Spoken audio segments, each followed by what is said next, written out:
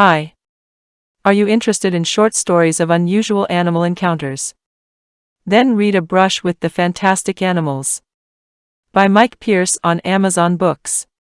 Take a look at some of the contents. The seaside wouldn't be seaside without herring gulls.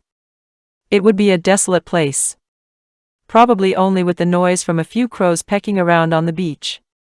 Humans. Just as they associate ice cream, amusement arcades, buckets and spades, and Lilos, etc. with the vista, regard seagulls as a trigger of past memories. We always have some soldiers, such as myself, present when workers are foraging.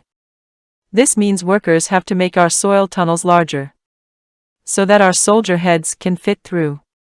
Elephants, especially young ones, hold each other's tails when moving in a line across country to keep them together. Tails can also get tangled together. An example being rats. When populations become very high, a rat king is where at birth a number of tails get tangled together and become fixed with excrement and dirt. Over 30 tails can be tangled together and inseparable. The babies develop together, but their tails are damaged. Of those who went to the country, including myself, many went to Thanet in Kent. We lived in a huge farm barn in disrepair from war damage, with plaster falling off, infested with rats who tried to eat our young. The outside was covered with ivy and brambles. We increased our numbers here. The shell lady had vanished, and nobody knew where she went. George had called on her one evening and found all her shells, which she used to make shell lady models, scattered all over the floor. Annie had disappeared, and she had left George a model shell lady in the middle of her living room table.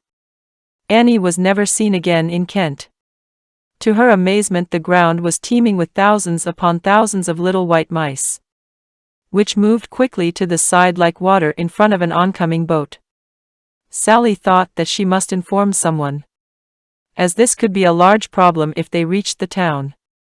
One female could produce hundreds of offspring, and with all these mice, that's an enormous problem. He was not sure what he really was. Maybe a scallop, or a mussel, or perhaps a cockle. But many of his organs and muscles were developing, and his shell was forming.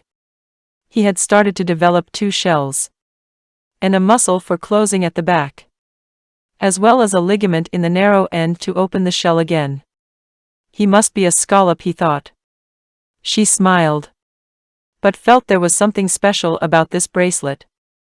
And even though it was the humblest of gifts, it was meant to be given to this child, the Savior. Before they left, they promised to bring a lamb that they could take to the temple in Jerusalem. When Jesus went for purification, the little spider by the second day had nearly completed making a strong, huge orb web, ready to catch small flies, moths, mosquitoes, and large insects. In its sticky spirals, it would hide at the side of the tomb and sit on an extension of silk linked to the web, which would vibrate if a prey was caught. She was extremely sensitive to vibration, especially as her eyesight was poor. She could vibrate her web so that she looked much larger to predators. It was time now. The cold months were gone, and we were ready, all of us, at last, to fulfill all our mother's legacies. I am Pulvy. Very small. For someone considered royal, Regulus in my name. Only just visible to the human eye and extremely light. Once hatched. June or July.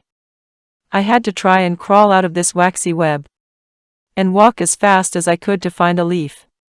This whale had spent time with its pod of females, and young often sleeping with their bodies pointing upwards, like huge high candles in the sea.